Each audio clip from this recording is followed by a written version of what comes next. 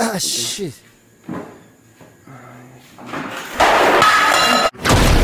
I came from the mud. There's dirt on my hands. Hello YouTube, Boss Rino. Welcome to my channel. So ito ay The Goosebump Top 5. Dahil video ni Goosebump Top 5. Dami ko pa palang di napapanood sa mga video niya. Ito ay multo na kuhanan sa camera. Ang bulabog sa bonfire. Bulabog sa bonfire. Maganda yun ha. So sa mga bumili ng Boss Rino copy, magtimpla muna kayo ha. Dahil maganda itong ating papanoorin. Sa mga hindi pa nakakabili sa Shopee, sa TikTok kayo makakabili. Search nyo lang Boss Rino copy. At thank you sa mga bumili. Dami-dami nang bumibili. So ito, huwag na natin patagalin to. Tirahin na natin to bago pa tirahin ng iba. It figures, bahay sa Tagaytay. Ang unang video natin ngayong gabi ay mula sa Pinoy YouTube Ghost Hunter na si Ron Ghost TV. Ron Ghost TV, hindi ko kilala to ha. Sa videong ito, nilibot ni Ron ang isang maliit at abandonadong kolehiyo. Kasama niyang nilibot ang eskwelahang ito ang iba pang Pinoy Ghost Hunter gaya na lamang ni Adventure Dax. Yun ang si Dax ang pinaka malaki. Paglilibot sa paaralang ito ay may isang kapansin-pansin, ngunit napakabilis lang niyang nakuhaan.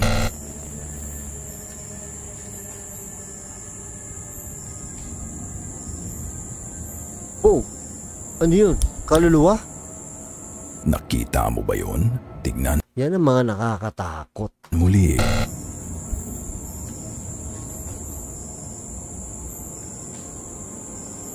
Yun oh.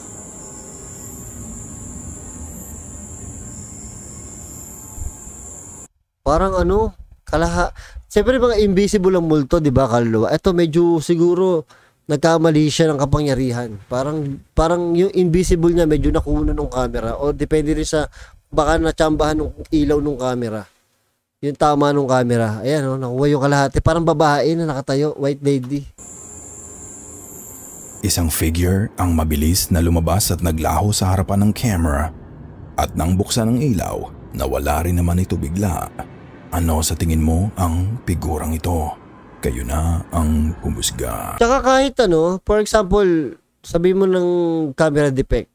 Pag nireview mo yung camera mo na nakuna mo sa ganito, kikilabuta ka talaga doon. Kasi isipin mo, puta, baka talaga multo yun.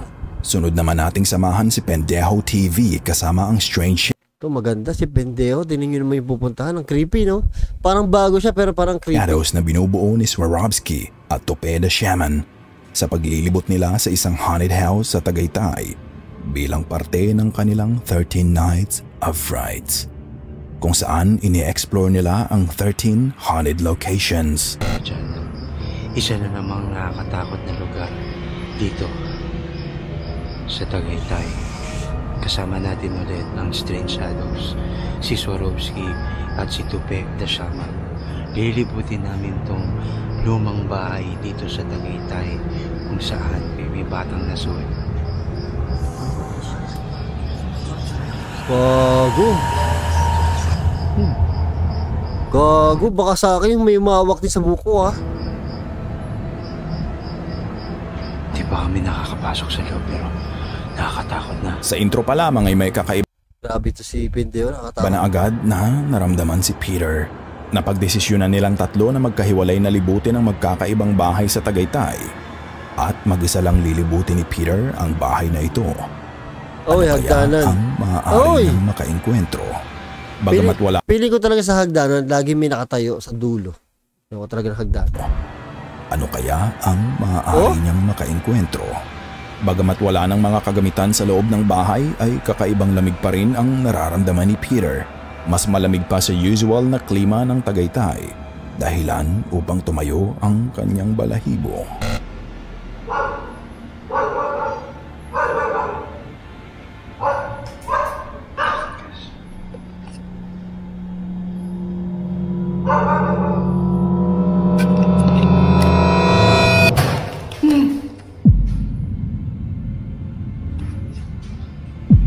Lol, yari ka, tangina.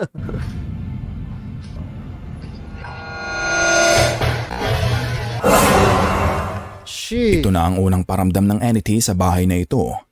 Di kaya naabala ni Peter ang banyo time ng elemento? Yan, nahulog Sa kaba ni siya. Peter ay nahulog pa siya sa hagdan. Mabuti na lamang at hindi siya napilayan. Pagbalik niya sa bahay, ganito ang nangyari. Itong cabinet na nasa likod ko ngayon. Parang gumalaw Mag-i-stay ako dito sa loob. Hindi nga. Okay? Tapos, yan, papakita ko siya. Yung cabinet. Dito. Dito ako. Kukulong ako dito. Nakatakot yan, boy. Ay! Natatakot ako sa kapalin ng camera. Rinig yun? Gago mo yun. Di?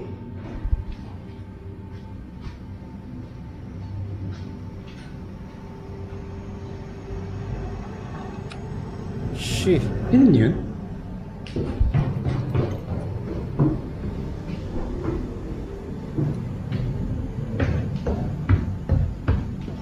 Dandan paling, boy.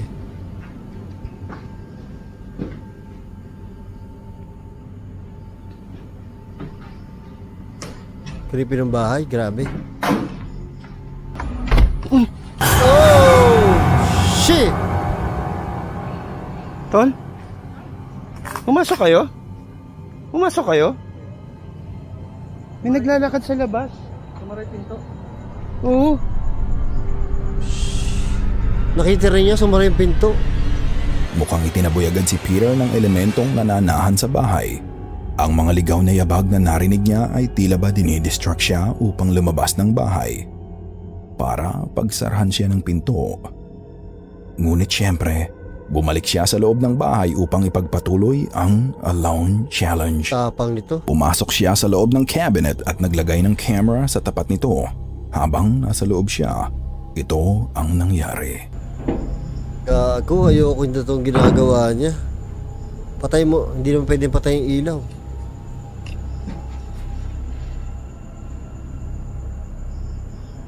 Naku, dadakutin mo yan, ha.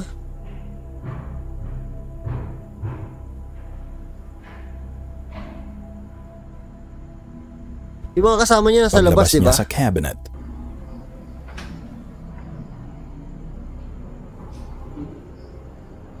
Yeah! Puta.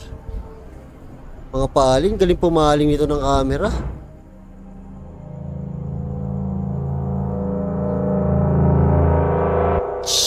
Shit! isang malakas na kalabog ang narinig niya. Takbo na naman, takbo na Dahil naman. rito, kumaripas muli siya palabas ng bahay. Oy, At dito cellphone na niya mo! tinapos ang eksplorasyon. Yung cellphone muna sa sa takot niya, iniwanan yung cellphone. Ako di, iwanan ko din cellphone ko. Bahala sa buhay niya. Ang bata sa salamin. Nakaw! Eto na. Ba't naman, bata sa salamin, alas 12 na.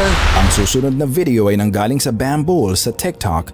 Gaya ng maraming TikTok videos, ang makikita lang natin ay isang taong nagsasayaw. Isang bata, to be exact. Simple lang naman ang ginagawa niya. Halatang nag-video siya sa Oh my pagsasayaw upang mag-enjoy o magtanggal ng stress. Ngunit tignang maigi ang buong video. Wow! Wow! Gago, siya yata yun eh. Bata.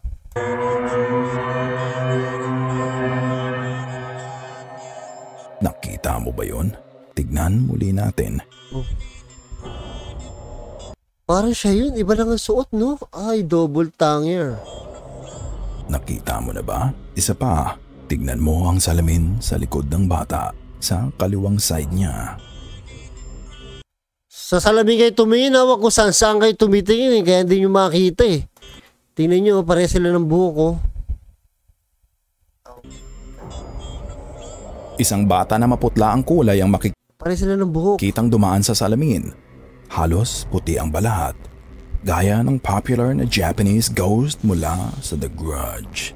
Dahil lang kaya ito sa TikTok filter? Maaaring hindi. Dahil ayon sa uploader, mag-isa lamang ang bata sa video nang maisipan niyang sumayaw. At tignan pa ng maigi, hindi ba magkamukha ang Yan, dalawang bata tama. na ito? Buti lang May napansin posibilidad na ang dumadaang bata sa salamin ay isa ring doppelganger. Double tanger. Ano ang sa tingin ninyo? Kayo na ang bahalang humusga. Ang bulabog sa bonfire. Paluwag na ng paluwag ang mga restrictions na ipinapatupad magmula ng kumalat ang COVID-19 pandemic. Kaya naman masasabi nating nagbubukas na muli ang mundo para libutin ng mga tao. Saan nyo balak pumunta ng barkada pagtapos ng pandemya? Isasagot ng iba sa beach upang makuha ang needed dose of vitamin C gaano man ka-crowded ang tourist destinations na ito. Ang iba naman ay siguradong papasyal sa mga theme park at magpapakahilo sa matataas at thrilling na rides. Ngunit ang iba, ang mga gustong maging connected to nature, ay maiisipang magsagawa ng camping. Kung camping ang binabalak mong gawin, dapat siguro ay mag-ingat kayo sa mga maaaring mangyari sa kagubatan o kabundukan. I'm not only talking about wild animals, but about wild mysteries as well. Gaya sa video ito na sinuggest ni Jer Pagdanganan, makikitang nakatambay lang ang mga taong ito na nag-chill sa bonfire, nagkukwentuhan at nagkakantahan. Mga bata to Na natin ang mga susunod na mangyayari.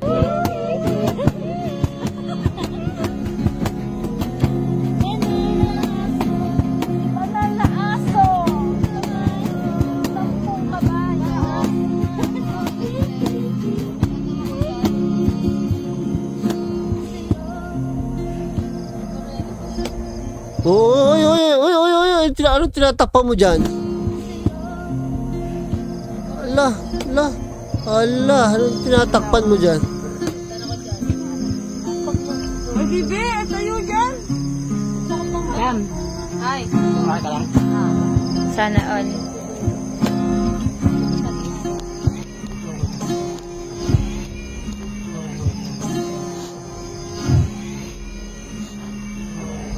Bata, umiiyak.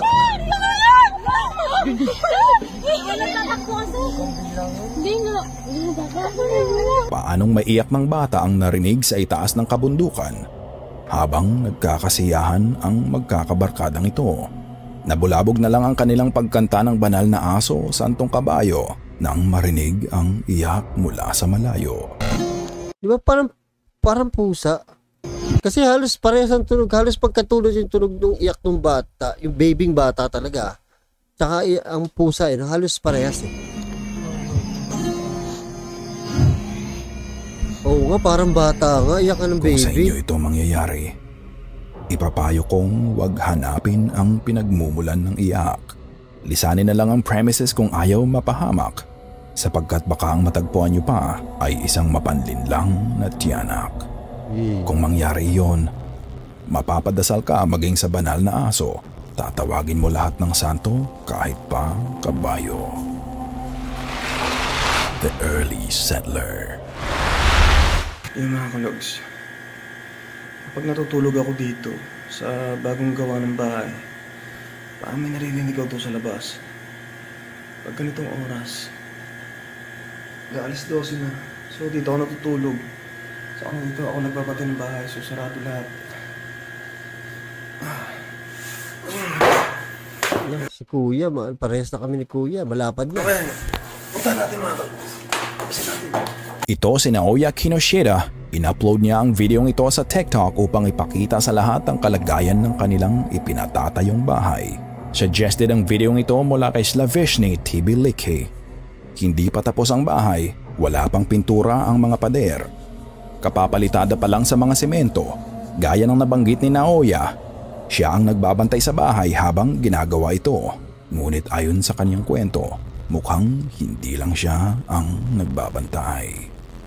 Hindi pa man tapos ang bahay, may nauna nang nangupahan rito. Tingnan natin. Takot ako kayo. Kasi ako eh. Dito. Ito.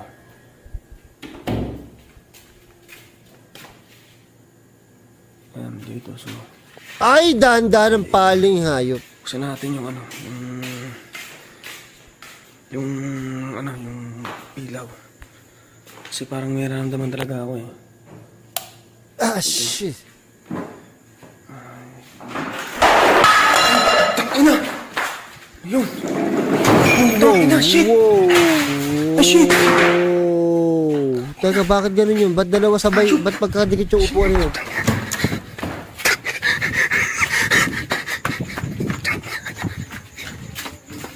Malinaw nating nakita Ba't sabay mo nahulog to?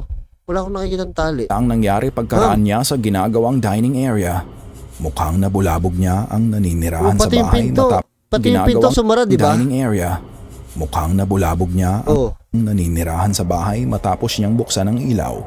Makikita ang biglaang paggalaw ng mga upuan at pagsasara ng mga pintong na iwang bukas. Ngayon, nalaman natin na hindi lang mga luma at abandonadong bahay ang maaaring maging haunted, kundi kahit ang mga bahay na ginagawa pa lamang, wala pa mang pintura ang pader, may bahid na agad ito ng Gago, legit yung paggalaw ng mga upuan. Factory of Terror.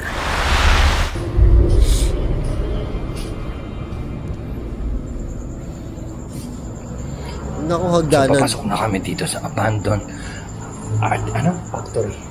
Abandoned factory. So yan, may box of beer.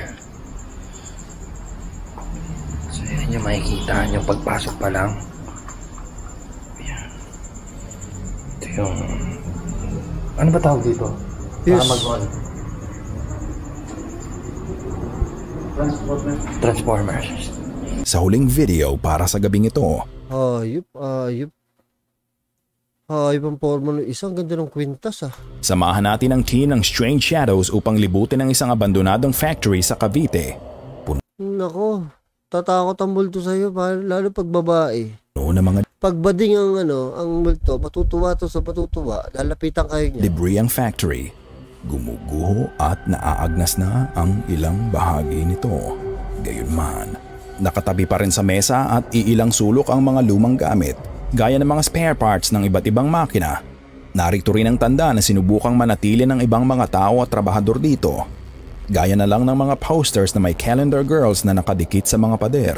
Mga ka-strange. Gaya na 1999? lang ng mga posters na may calendar girls na nakadikit sa mga pader. 1999, no? Mga ka-strangers.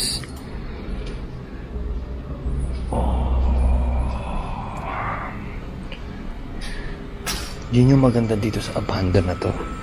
So may mga gamit pa. So hindi natin pwedeng kalawin yan. As is, where is.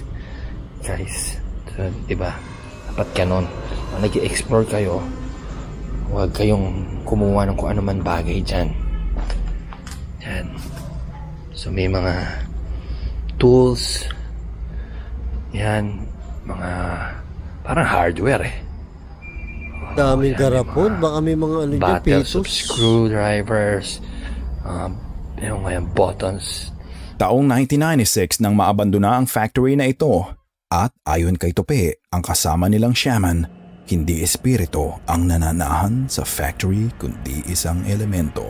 Paano nagmamanifest ang elementong ito? Ganito. Ang ganda talaga dito. May mga old classic na gamit. Oo. Gago, gumagalaw. Oh my God. Gumagalaw. Gumagalaw. Ay, shit. Fuck. Shit. Nagmamanifest ang elemento sa pag-harness ng sapat na energy para pagalawin ng iilang mga bagay. Gaya na lamang ng nakasabit na fluorescent light holder sa itaas. Makikita nating may kakulangan sa ventilation ang lugar kaya imposibleng hangin lang ang nagpagalaw rito. Creepy Ano yung yung- gahay. Gumalaw yung... Oh, shit. Creepy. Gumalaw yung... Ano tawag dyan? Fluorescent light. Gumalaw yung fluorescent lamp. Holy fucking shit.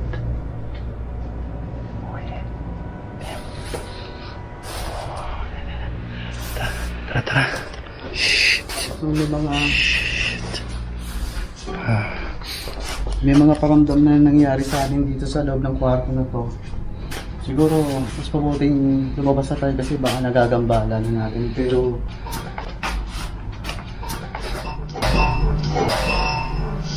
Ay, gago. Bakit tumunog yung... Isang thumb piano ang tumugtog sa di kalayuan. Maaring naiwan na ito sa factory for a long time. Piano yan? Ngunit hindi maaaring tumunog ito ng mag-isa. Kailangan ng sapat na puwersa upang mapatugtog ito. Sa ganitong paraan din nagmamanifest ang elemento. Ito ang paliwanag ni Tope sa nangyari. Pagpasok namin sa isang kwarto, naramdaman ko na kaagad yung enerhiya ng isang elemento. Nagkaroon ng mga sunod-sunod na paramdam. Pinagalaw niya yung fluorescent. Pinatunog niya isang instrumento. Isa yun sa mga senyales na ayaw niyang nandun kami. Dahil nagagambala na siya. Bago pa sila tuluyang umalis sa abandonadong factory, nabulabog pa sila. Bakus, oh. Dito ko kinukompute minsan yung susweldo. Uy, tangin. Malapit sa atin. Totoo? Oh. Gago. Kinakabahan ako ah. Okay ka lang? Ngayon lang kita nakita ng ganyan, Tupe. Dahil tuluyan ang Si Tupi, tumupi. Takot si Tupi. At tila ba ang mga elemento sa paligid ay nagpo-post na ng threat sa kanilang kaligtasan. Minabuti na nilang lisanin ang Factory of Terror. Grabe kasi yung costume nitong isa, ang lupit eh. Sana'y kinilabutan ka. Ang lupit nung kwintas eh. Dapat si Dax merong ganyang kwintas. Para tatak, di ba? Bagay sa kanya yun. Pero dapat mas malaki. Kasi Dax nga. Di ba? Dax, ano na? Vlog na, Dax. Dami nag-aantay sa'yo.